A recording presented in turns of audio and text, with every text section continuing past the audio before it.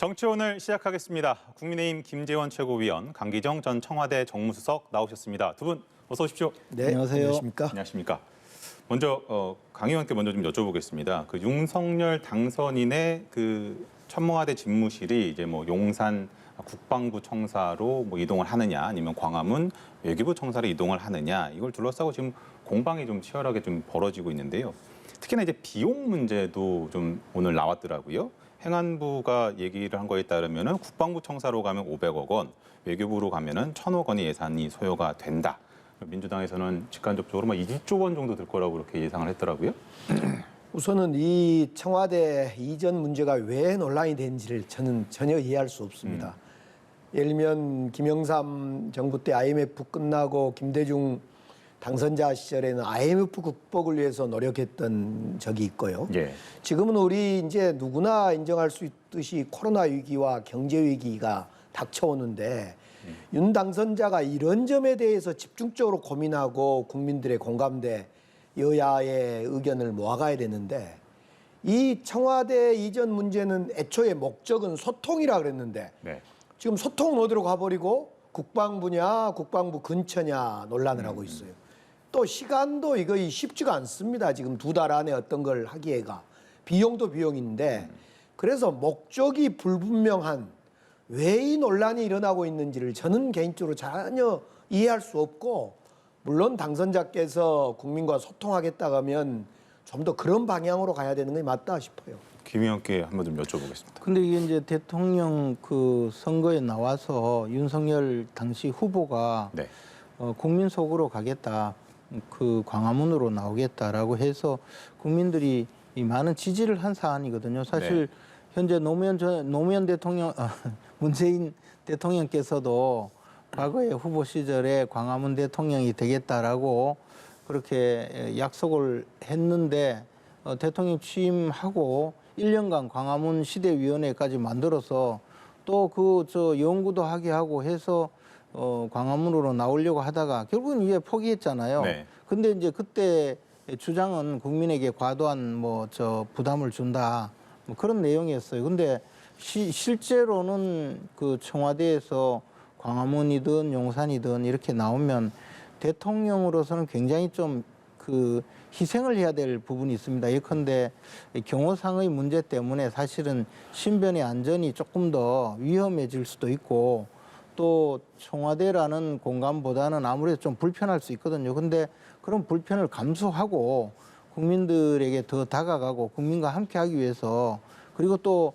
참모들과 함께 일을 하면서 보다 그 원활하게 일 처리를 하고 국민들 뜻에 맞는 그런 그 대통령이 되겠다라는 생각인데, 아니 공약을 지키려고 하는데 저렇게 또 현 정권에서 반대를 하면서 무슨 조선 총독 그 관저 자리라고 과거에는 비판하다가 이제는 또 용산에 가니까 그 청와대 자리는 조선 총독 관저라고 옛날에 비판을 많이 했었거든요. 근데 요즘에는 또 요번에는 용산이라고 하니까 무슨 오요구 역사다, 뭐 네. 일본 분이 주둔했고 옛날에 뭐 청나라 군대가 주둔했다, 뭐 그런 이야기까지 하면서 자꾸 비판만 하거든요. 사실은 대통령 당선인이 국민과의 약속 지키겠다는데 그것을 좀 오히려 칭찬은 못할 망정 그렇게까지 하는 것은 좀 의아하고, 비용 문제 이야기하는데 네. 저 비용을 추산한 데가 행정자치부라는 것 아닙니까? 네. 그 전해철 장관이 무슨 이유에서 저런 그 비용을 지금 제대로 그 산정을 한 것인지 아닌지 어떤 근거가 있는지도 모르겠는데, 그렇게 해서 또 뭐 이거 돈이 많이 들어간다 이런 여론 또 조성하려고 하는 것 같은데요. 저는 오히려 윤석열 당선인이 그 대통령 집무실을 국민과 가까운 곳으로 옮겨서 대통령으로서 이제 국민과 함께 하면서 국민의 목소리를 듣는 대통령이 되겠다 했으면, 아, 내가 그 과거에 대통령 후보로서 국민과 약속하고도 지키지 못한 데 대해서 후임자가 그래도 지키려고 하는구나. 그럼 뭐 참 기특하다. 뭐 아니면 참 훌륭하다.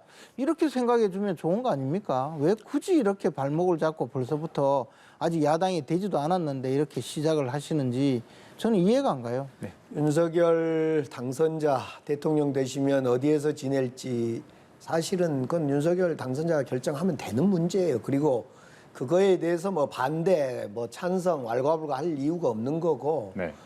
단지 이제 윤석열 후보가 국민과 소통을 하겠다 그러면 그 방향으로 가라는 거예요.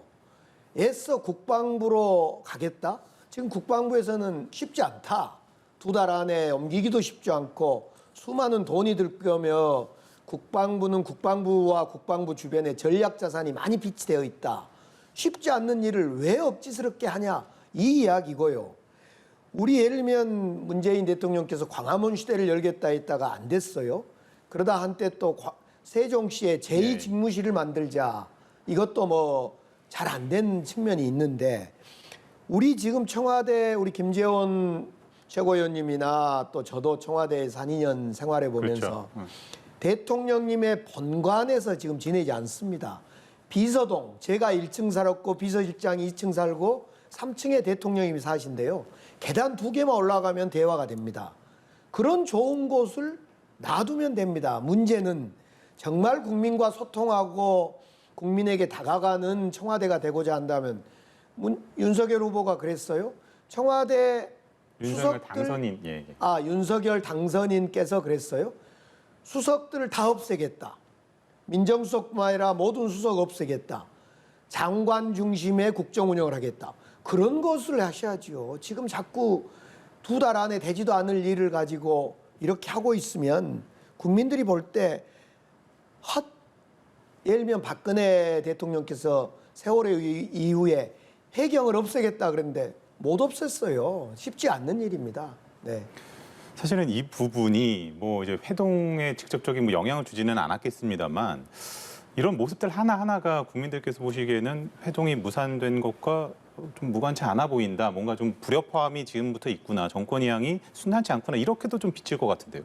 그런데 이제 대통령 집무실 옮기는 것은 사실 지금 문재인 대통령하고는 별 관계가 없어요. 네. 새 대통령이 자신의 집무실을 어디에 정하겠다라고 대통령 선거운동 과정에서 국민들께 공표를 했고 그 국민들은 또 그걸 저건 좋은 공약이다라고 생각했단 말이에요. 네. 왜냐하면 청와대를 국민에게 돌려주고 대통령은 국민과 함께 어울리면서 국정 수행에도 국민의 뜻을 받들겠다는 것인데 근데 그런 내용이 과연 이제 물론 뭐 이렇게 생각할 수 있죠. 내가 그 지키지 못한 약속을 후임 대통령이 지키는 것 자체가 뭔가 내가 잘못한 것 같이 국민들에게 보여질 수 있겠다. 이런 강박관념 때문에 괜히 뭐 그 비용이 많이 든다 그러고 또 지금 왜 옮기느냐, 옮길 필요가 뭐 있느냐, 집무실까지 뭐 뛰어가면 30몇 초 이런 쓸데없는 소리 하고 더 나가서 청와대 비워주면 우리가 사용하겠다 이런 헛소리까지 하는 것은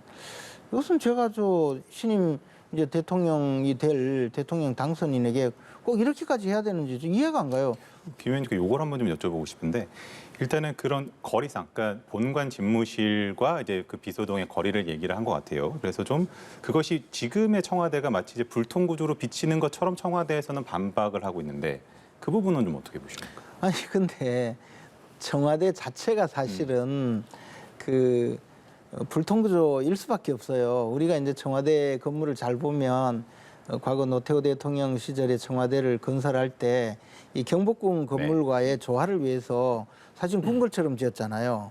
그리고 본관에 들어가면 그 위압적인 분위기라든가 대통령 집무실에서 수석 비서관들이 회의를 하고 이러는 과정이 꼭 궁궐에 들어가는 느낌이에요. 그래서 거꾸로 대통령은 왕이 된 듯한 또 그런 느낌에서 업무를 수행할 수밖에 없는 그런 구조이거든요. 그래서 대통령도 이제 일반적인 사무실에서 좀 민주적인 리더십을 좀 발휘할 수 있게 그리고 참모들과 늘 협의해가면서 업무 집행을 할 수 있게 하자 그런 취지로 사실은 이게 청와대 집무실을 옮기겠다는 것인데 문재인 대통령은 이제 지금 우리 강기정 수석 말씀하셨듯이 그 청와대 비서실에 보면 이제 비서동이 있는데 위민일관이라고 그 중간에 가장 중심에 있는 네. 그 건물이 있거든요. 거기에 1층은 이제 정무수석실이 쓰고 2층은 이제 비서실장 그리고 3, 4층에 대통령 집무실이 있는데 대통령이 그쪽으로 와서 업무를 수행하면 될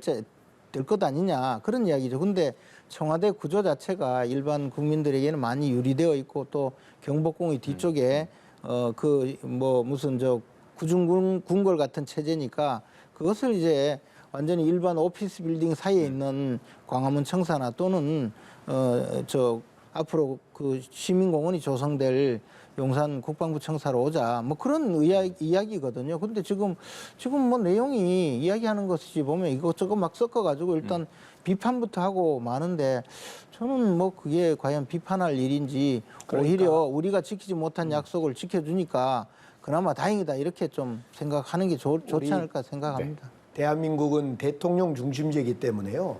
대통령님이 청와대에 있든 광화문에 있든 국방부 청사 용산으로 가든 고립됩니다. 어떻게 열려 있습니까? 구조의 문제가 아니고 어떤 시스템의 문제이기 때문에 그런 시스템에 불통이 있다면 시스템을 바꾸기 위한 노력을 하는 것이 맞고 저는 더 이상 그냥 용산으로 가든 국방부로 가든 해보세요. 잘 안 될 거예요. 그냥 했으면 좋겠어요. 그랬으면 좋겠고 지금 자꾸 인수인계를 잘 안 한다라는 식의 프레임을 걸거나 신구 권력 간의 갈등을 일으킨다 이런 식의 표현을 하는데 사실은 이번에 회동이 어제 무산됐던 것도 결정적인 건 인사권 관련해서 정말 서로 알박기다 이런 거 아닙니까? 네. 예를 들면요. 문재인 대통령께서 이제 얼마 안 남았으니까 그 보훈 인사나 산하기관에 대한 낙하산 인사를 좀 줄여주라, 스톱해달라 이러면 아마 대통령님도 경청하셨을 거예요. 그런데 느닷없이 한국은행 총재를 3월 말이면 끝나는데 여기를 인사하지 말아달라. 다음 윤석열 당선자, 윤석열 정부에게 넘겨라. 이 이야기는 윤석열 대통령이 되면 한국은행에 알박기를 하겠다는 이야기예요. 한국은행 지금 총재는 박근혜 대통령 때 임명된 사람이고 우리 정부에서 문재인 정부에서 4년 임기를 연장시켜서 8년 동안 한국은행의 수장 역할을 하고 대한민국의 금리 정책을 펴온 사람입니다. 그러니까 이건 한국은행의 위상은 누가 임명을 하든 다른 산하기관 장관들과 달리 어떤 중립성, 정책의 중립성이 중요한 겁니다. 임기 끝났으니까 임기 시작하도록 임명하는 겁니다. 근데 이걸 문재인 정부가 하면 안 되고 우리 정부에서 해야 되겠다. 이거야말로 한국은행의 알박기 정책의 대표적인 거죠. 그러니까 대통령이 화가 난 거죠. 주제가 자연스럽게 인사권으로 넘어갔는데 더해서 한번 좀 여쭤보고 싶은 게 이제 두 분이 만남이 언제 되느냐. 사실은 이게 무산이라고 완전히 취소되고 안 하기로 한 것이 아니라 지금 조율 중이라고 김은혜 대변인이 얘기를 했기 때문에 언제쯤 됐지. 당장 내일이 헌판식이기 때문에 만약에 이게 관례적으로 없었던 일이 생길까. 혹시 안 하는 일이 생길까라는 부분도 좀 궁금한데 그것까지 같이 좀 말씀 좀 부탁드리겠습니다. 근데 뭐 솔직히 이야기해서 그 대통령 당선인이 네. 지금 현직 대통령께 뭐 당선되어서 인사를 가겠다 했는데 지금 우리 저 강기정 수석 말씀하신 대로 뭐 인사권에 대해서 좀 불편한 이야기를 들었기 때문에 화가 났다 그렇게 말씀하시는데 사실 그렇게 이야기할 거는 아닌 것 같아요. 그러니까 우리도 과연 정말 앞으로 회동이 이루어질지 네. 뭐 감히 지금 대통령한테 어디 무엄하게 이런 소리를 하느냐 나는 이제 만날 생각 없다 이렇게 해서 아예 안 만날지 알 수가 없는 거죠. 네. 그런데 솔직히 이야기해서 대통령 당선인이 전혀 모르는 사람도 아니고 본인이 검찰총장으로 임명했던 분이잖아요. 그래서 당선인이 그 대통령을 만나고 뭐 부탁 일종의 말하자면 당부하는 내용이지 않겠습니까? 그리고 대통령 선거운동을 하다가 보면 국민의 목소리를 워낙 많이 네. 들으니까 이명박 전 대통령의 사면 문제 이것도 국민들 여론 이런 내용도 있으니 좀 사면을 해달라 그것이 국민 통합에 필요하다라고 말씀 드릴 수도 있는 것이고 또 인사 문제에 대해서도 최근에 보면 이제 정권 말인데 무슨 청와대 근무자 또는 뭐 여권 인사 민주당 사람들 이래서 전혀 그 업무와 무관하고 전문성도 없는 분을 마구 이제 정부 산하 단체나 무슨 뭐 공공기관에 보냈단 말이에요. 그런 분들이 만약에 이제 윤석열 당선인이 대통령으로서 직무를 수행했을 때 이게 이제 정부 산하 기관이나 또는 뭐 공공기관 또는 공기업 같은 데는 대통령이 결정한 어떤 정책을 실제 현장에서 집행하는 경우도 많이 있거든요. 근데 거기서 가장 정치적으로 임명된 분, 이분들은 뭐 전문성은 없어 보이는 그런 분이 그 자리에서 과연 대통령과 함께 일을 하겠느냐, 아니면 오히려 그 엇박자만 내거나 도리어 반대만 하거나 그럴 수도 있다는 거죠. 그러니까 그런 분을 보내지 말고, 만약에 전문성을 갖추고 정말 적재적소에 훌륭한 분을 보냈다면 이렇게까지 이야기를 하겠느냐는 거죠. 근데 그런 이야기 좀 했다고 해서 또 청와대에서 국민소통수석이 무슨 대통령 인사권에 왈가왈부하는 건 적절하지 않다. 아니 무슨 왈가왈부입니까?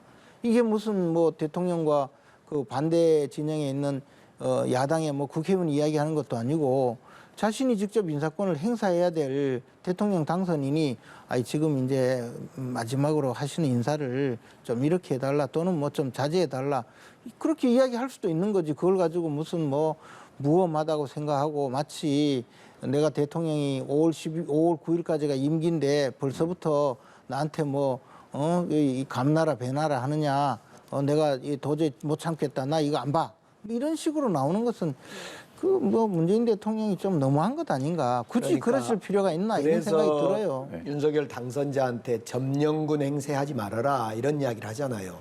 근데 용심 부리는 걸로 보여요. 왜 심술 점령군 부리는 거. 행사하지 말아라라고 하냐면, 사면 문제만 하더라도 그렇습니다. 사면에 대해서는 국민 통합을 위해서 통 크게 우리 합시다라고 건의하면 대통령도 생각이 있으시겠죠. 그런데 이명박 전 대통령은 사면해 주시고 김경수는 끼어 팔지 마세요라는 이런 이야기예요. 인사도 존중할 건 존중하면서 또 낙하산이나 이런 건 하지 말아주세요라고 하면 될 일을 한국은행장 인사를 가지고 시비를 붙는다?